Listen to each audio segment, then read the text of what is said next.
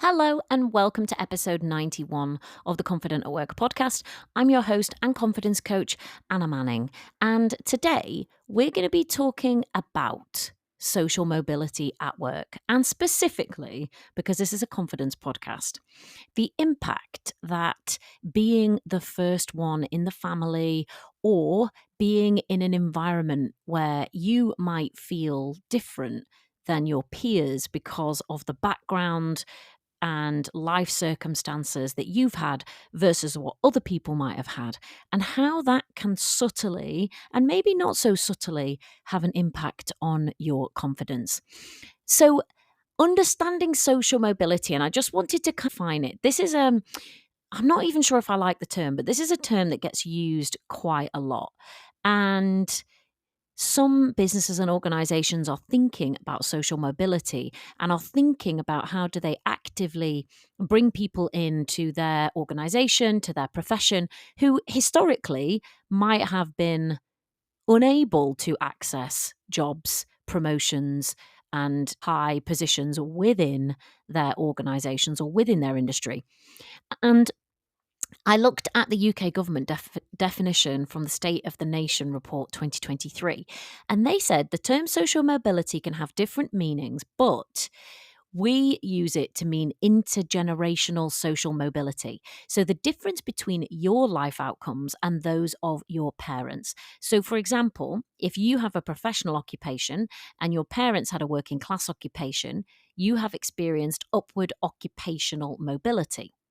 Or if you have a high income and your parents had a low income, you have experienced upward income mobility.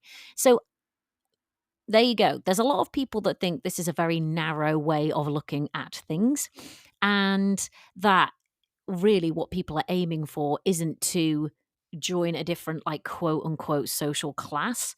But actually, what we're aiming for, or what I think we're aiming for in the workplace, is to do away with our old ideas about who should be doing what, and do away with our ideas about whether somebody with an accent or someone whose parents haven't been to university or somebody who hasn't grown up in the same way you have, somehow that means they're less eligible or less entitled or less worthy of being in any position or in any industry or in any organization they choose or want to be in. So we know that socioeconomic background has an impact on people's career progression.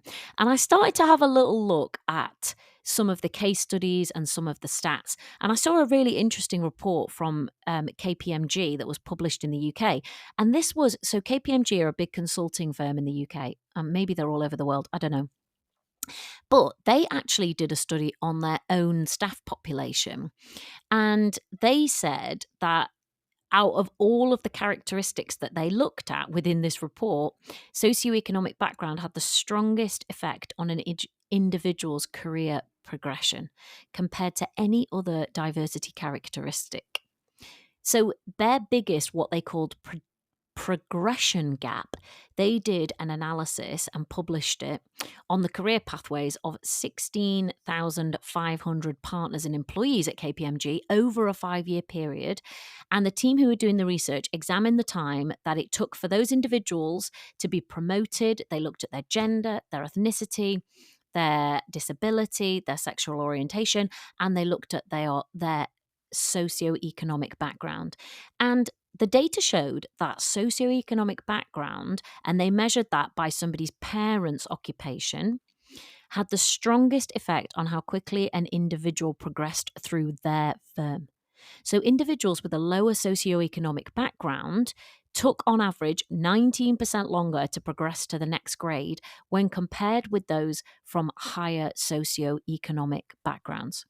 Now, there could be all kinds of things going on there, and they didn't speculate as to the reasons why. Some of those reasons will be structural, and there will be unconscious bias going on in hiring, in opportunities, all that kind of thing.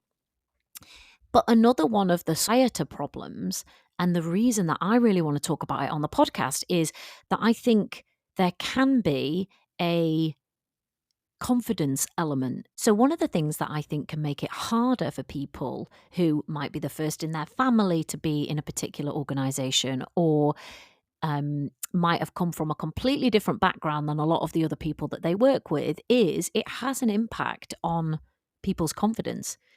When I started to think back over the amount of clients that I work with, most of them, and this is not this is not a peer-reviewed piece of statistical evidence, but most of them were or are people who might say that their socioeconomic background may be different from some of their peers, and it may be different than what some people would expect within their particular professional setting. Now, I don't have the evidence to back that up, but I've had conversations with so many of my clients when this issue comes up, and it can have, I think, a subtle or sometimes not so subtle impact on somebody's confidence. So we know that somebody's confidence can affect their job performance, how they feel about leading, how they look at and manage their career growth, and just generally how someone feels going about their work day to day. And I know for my clients that this issue of having a different socioeconomic background can impact their professional confidence. And it's not surprising that that is the case, but I think sometimes it's not an issue that you see discussed. So, very often now in the organizations that I work with in the UK, maybe they're some of the progressive ones, right? Or the bigger organizations, they're thinking about social mobility. They're thinking, how do we get people into our organizations who typically in the past might not have been here?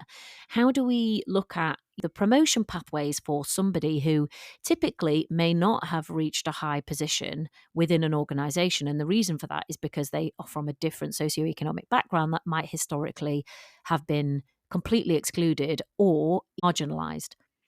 And that's great. And it needs to happen. And I'm glad that it is happening. But I often wonder, what is the support like for those people once they actually get into an organization? Once they actually start getting promotions, once they actually have a seat at the table, once they actually become more senior, what's it actually like for those people? Because you've brought them in, right? And then what do you do to keep supporting them? Because my work with people tells me that, and I'm sure this is not everyone, right? This is not a binary issue. But my work with people tells me that those people need some support because there's all kinds of things that are going to come up for them during the course of their career. And I thought about what those things were, and I put together a list of like about 5, I think, that I want to kind of walk through. So if this is you and you're like, yeah, that is me, I am that person, I was the first in my family to do this, or I'm from a background where it might be different from a lot of my peers or the people around me or the standard within my industry or my organization, then maybe you can see yourself in some of these. And if you're listening and thinking, well, that's not actually me, then just really listen with open ears and an open heart and think, maybe there's people around me for whom all of this stuff could be going on for them inside their mind, inside their bodies, and maybe I haven't even noticed, or maybe I don't even know because of my own privilege. I've never even had to think about it. So the first thing that I thought about was thoughts and feelings about belonging, about being different, about feeling like the odd one out. And this is a very human thing, right? All of us in our lives at some point have probably found ourselves in a situation where maybe we're the odd one out, maybe we're slightly different, or maybe we feel like we don't quite belong. Maybe our face doesn't quite fit, maybe our accent doesn't quite fit. But for the people who are within their workplace feeling like that, imagine how that would make somebody feel. If I'm thinking, I don't really belong here, or I'm noticing all the time that I'm different from other people, or I'm feeling like the odd one out, or I'm seeing a complete lack of representation of what I would think of as my, my kind of people, then that is or can be hard for somebody. It's not going to be for everyone. Again, I said this is not a binary issue. But feeling like the odd one out can make your life difficult. And you may have a lot of thoughts and feelings that come along with that. So let's say you're thinking, I'm the only one here with a northern accent, right? Let's say I work in a posh London law firm and everyone sounds completely different from me. I'm not sure they did, by the way, but anyway, let's use that as an example. My example. What am I thinking? Or what could I be thinking? I really didn't think that much about that particular issue, but some other people would have done. And some other people did take the piss out of my accent. Now, you can imagine for someone that's already kind of making guessing and doubting themselves a little bit, how much of an impact that might have on somebody and might have on their confidence. And what tends to happen then is you're going to notice everywhere that you might be the odd one out. Your brain's going to point out every way in which you are, in fact, different from these other people around you. And it's going to be like, oh, maybe you don't belong here. Maybe you shouldn't be here. How did you get here? Right? So it can really exacerbate self-doubt, that imposter stuff, that idea of not belonging. And that really taps into a kind of basic human fear of not belonging, not being in the group, the potential for rejection. And all of those things can create a stress response, whether that's acute or whether it's actually quite subtle. If you are being reminded that maybe you don't belong, maybe you shouldn't be here because you're kind of different from everybody else, that is going to have an impact on your working day. And you may have heard a few episodes back, I talk about executive functions, and that's like the control center of your brain, all of the things that you're doing to keep your day running smoothly. If you're, let's say, quite concerned with that doubt and that imposter stuff and that not belonging, you are going to have a harder time with your executive functions. You're going to have a harder time doing everything that you're trying to do. So if sometimes you're the one thinking, I am the odd one out, and this gives me a lot of doubt and it makes me feel like an imposter and like I don't belong, then my friend, you have got a lot of stuff which is going on in your mind. And so consequently, it will be creating emotions. So there'll be stuff going on in your body too, which probably makes your workday harder than someone else who just never has to think about it. The next thing is not being able to be yourself or feeling like you can't actually quite be yourself because you may have made it into this world that you're now in, but you may have decided or even unconsciously decided that there's all kinds of ways in which you may not quite be able to be yourself within this setting. Maybe that's not being able to share with people what you did on the weekend. Maybe it's not wanting to talk to people about the holidays you have versus the holidays they have. Maybe it's not wanting to talk about what your parents do or did. Maybe it's not wanting to share your actual opinion on things, which may be different from other people's. Maybe it's not being able to use your regional accent. There may be loads of ways in which, if you feel, even if this is unconscious, that you're probably not quite able to be yourself, or you probably shouldn't quite be yourself, given that yourself is apparently quite different from all these other people around you, that means that you'll be either subtly or on purpose doing quite a bit of masking, checking yourself. And what that does to people is create a lot of exhaustion. It takes energy for your brain to be doing that all the time. And it can also create a kind of, this is not the right way of saying it, but it can also create a kind of moral injury for people where they know they're one person, one place, and someone else another. Especially when we kind of all get this thing at work now. Bring your whole self to work, be your authentic self, and all of this. And some of you are probably thinking, yeah, do you know what? If I was, you probably wouldn't like it very much. It wouldn't really fit in your organization. The other thing that I see, or that sometimes people talk to me about, is not always getting references or remarks that some people might make. So I just always remember my sister hilariously being asked, where do you summer? And that's where do you summer for people who found that difficult to understand. And she said, can you believe that somebody asked me that question? Where do I summer? And she said, well, exactly the same place where I winter, in Sheffield. And that just always made me laugh. But I was like, Jesus, people in organizations are probably being asked, where do you summer? And they'll be like, what are you talking about? What does that question even mean? And, I heard a whole conversation the other day about somebody not knowing what pesto was and then being embarrassed because they didn't know what pesto was. But they hadn't grown up in a house that ate pesto, so they didn't know what it was. And people were all looking at them, gone out, and they didn't know what pesto was. And for people who don't know, that's like it's a type of sauce that you make out of olive oil and lemon and basil. Some people love it. My partner hates it. But stuff as stupid as that, or seemingly stupid as that, if you're in a situation where other people are talking about things and you're thinking, I'm not quite sure I'm keeping up with this, or I don't really know what they're on about, or what are these remarks being made about this and that, again, of course, that can create what could feel like a barrier for you. And for a lot of us, we might not want to say, I don't know what you're talking about, or like, what on earth does that question even mean?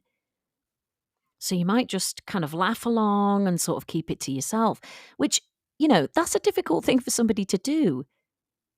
Thinking, I've got to fit in, but actually, what on earth are they talking about? Or I really don't resonate with this at all. And that's a tricky thing to be doing all the time. The next thing that I see is worrying about the judgment of others or actually getting judgment from others. So there are examples that people have shared with me where possibly they have been judged, or they know they have because they've been told by other people that their accent is inappropriate, or they wouldn't be able to work with certain clients, all kinds of things which might be based on the place where somebody's from, or how they go about things, or how they show up, or the kind of person that they are.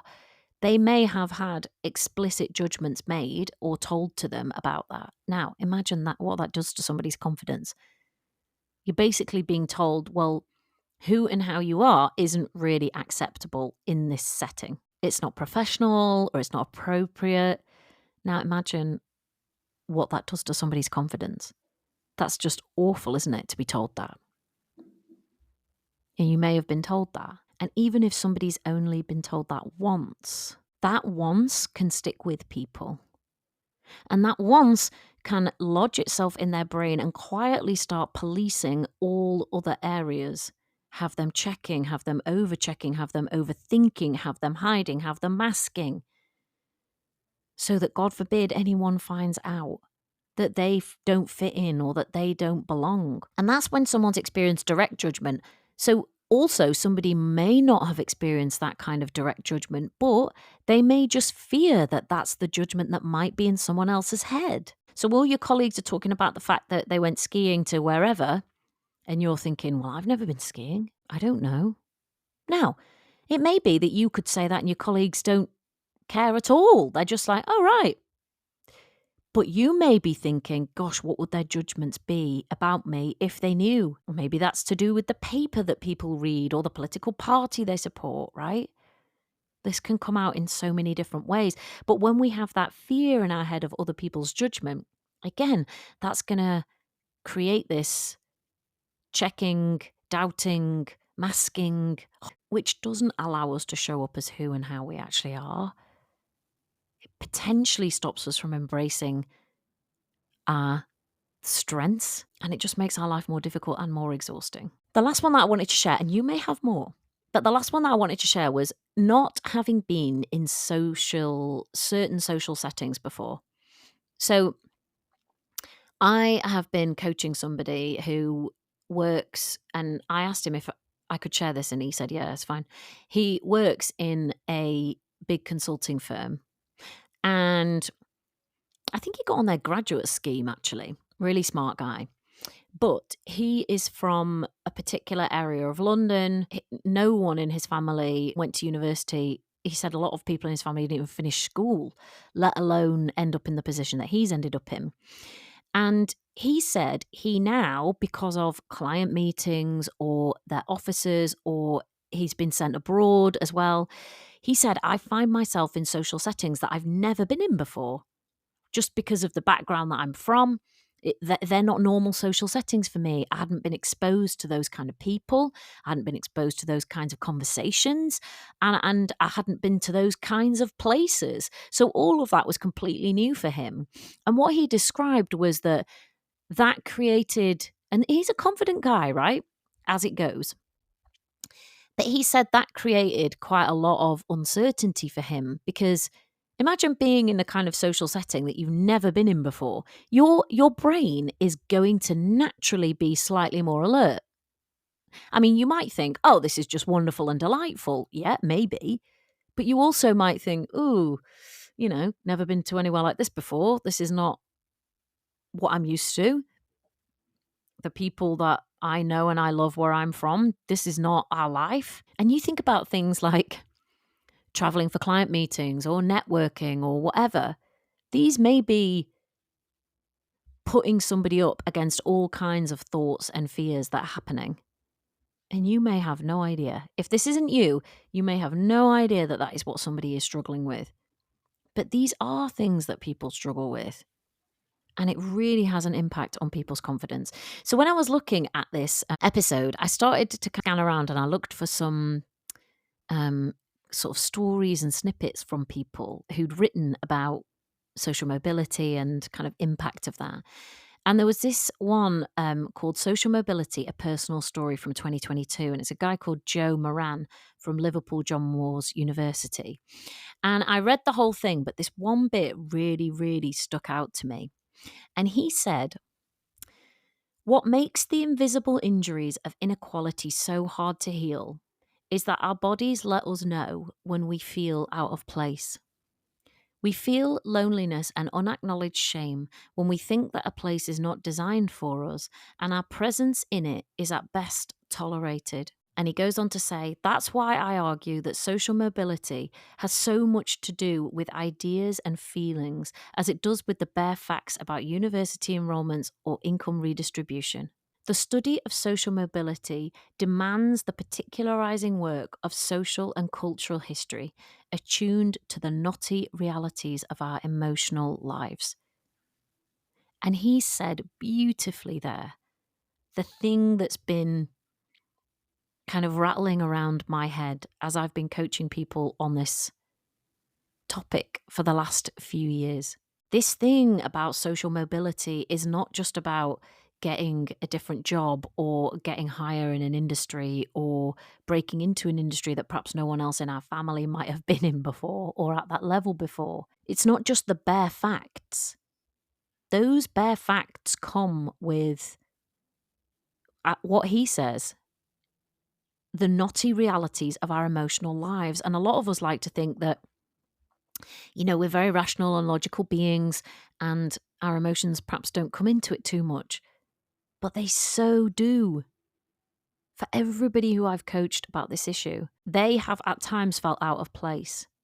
Maybe they've at times felt loneliness and, as he says, unacknowledged shame when they think that a place is not designed for them, when they think that their presence might be at best tolerated. They've had to deal with that knotty reality of their own emotional life. So what can happen when this is somebody's reality?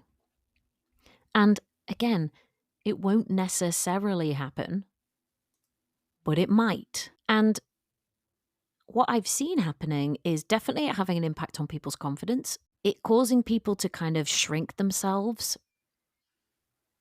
And that might be not applying for things they might apply for, not reaching out for an opportunity that they might want to reach out for because they think someone else is better.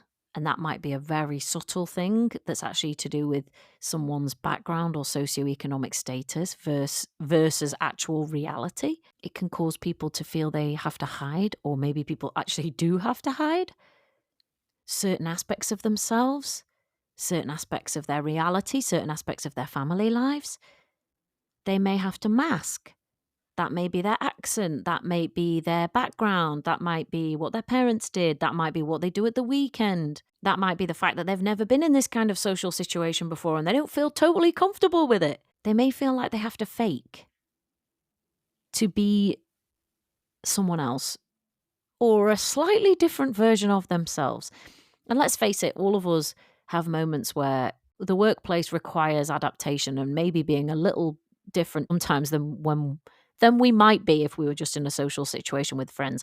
But for some people, trust me, this is more extreme. It can also create more doubt. It causes people to doubt themselves more, even when they're good, even when they know they're good, even when they know they're good at their job. Those voices of that doubt, when people are in this, when this is their reality, can become louder and more prevalent. And that critical voice inside them too can become louder and more prevalent and maybe more difficult to deal with. And the last thing I see happening is that people keep quiet about it. Maybe we don't want anyone to know. Maybe we don't want anyone to notice. Maybe we're the one thinking that we don't fit or we don't quite belong here, but we really desperately hope that nobody else has noticed. So we keep it quiet. We keep it on the inside. And unfortunately, this kind of thing thrives in the dark. And then we can feel shame around all of it, but we ain't telling anyone. So we just left to deal with it alone in our beautiful office, in our shiny building, in the business district of our city. That didn't we do well to get here? But when this is your reality, it may not feel that great. Even though you did well to get here, and probably better than somebody else who already had the privilege that meant that they never had to think or feel any of this stuff. All of this stuff takes up energy and effort, which somebody else is not having to expend. So what can you do? What can we do? Because hopefully, social mobility initiatives is going to become more prevalent.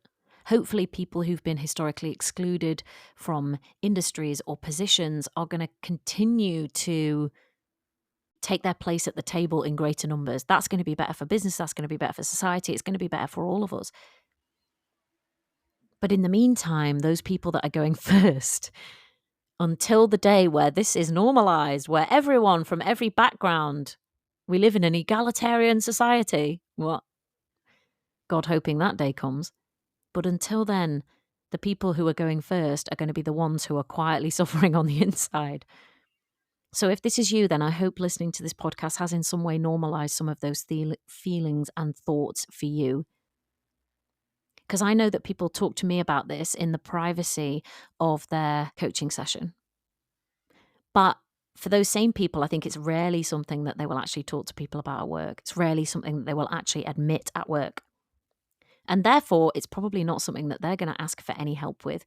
So if you're listening to this and you work in an organization, maybe think about how people might need more support still when they come into your organization if they're the one whose background is a little different than the standard or than the other people. Great that you've got them through the door if that's what you're doing. But don't abandon them once they're in. But what can you do if you find this is impacting your confidence at work? Well, I mean, many things. But for one, just notice that no wonder it's having an impact on your confidence, if it is having an impact on your confidence. How could it not? With all of those thoughts and ideas that are going through your head, whether or not anyone has actually said anything to you, that's going to make your life harder. So probably you're doing a fabulous job. Good work. Maybe you could share this with somebody that you trust, whether that's somebody at work or somebody not at work. And maybe in your family or in your other community, people might be like, oh, we're so proud of her. She's done so well. She's the one that's done this. She's the one that's done that. And you're on this like shiny pedestal. I've spoken to people about that many times. So you might feel ungrateful to say, do you know what? It's actually really hard because I just think about this and I can't do this and I don't know about that. And as well as doing really, really well, you are a person with emotions and thoughts and feelings, and those deserve to be heard and acknowledged and witnessed by somebody. So if it would help you, then try and open up the conversation with someone, even if it's just someone you trust outside of work. Maybe try and find other allies within your workplace. right? You may have already found them. If you think this is impacting you and you think you have a supportive boss or a supportive HR or organizational development or people function, try having a conversation with them. It's a brave thing to do, but if you can do it, you may be inadvertently helping loads of other people that are quietly suffering with this same stuff at their beautiful desk in their swanky office. Maybe you can look to find a mentor or just a connection with other people in your industry or other people in your place of work who actually might share a similar background with you. There might be no one, but there might be. And there might be some strength in numbers for you there. And also, if you want to do some work on this, to work through it, sort through it, and look at those knotty thoughts and those knotty emotional issues so that you can build your confidence from who and how you are always welcome to come and work with me. I will leave a link in the show notes. All right. That's what I have for you today. We have one other exciting thing, which is the podcast artwork has changed. Actually, no, we've got two exciting things. So the podcast artwork has changed. I got Jacob McFadden, who is an artist, to do the podcast artwork. I love it. I hope you do too. I will leave his details in case anyone else needs art, custom art, or, branding artwork. And the last thing is that we have something new launching from the SU community, and it's called the Members Club. It is an ongoing space, and this one's just for women, where you'll get ongoing coaching, training, and support for your work brain. So if you listen to this podcast, if you love this podcast and you're a woman, you may be the perfect person to come and become a member within the Members Club. There's going to be some founding member offer. I haven't exactly decided that yet, but we should be launching, fingers crossed, at the end of April. So you'll hear more about that on the podcast in the coming weeks, and I wish you a happy and confident week. See you in the next episode. Bye.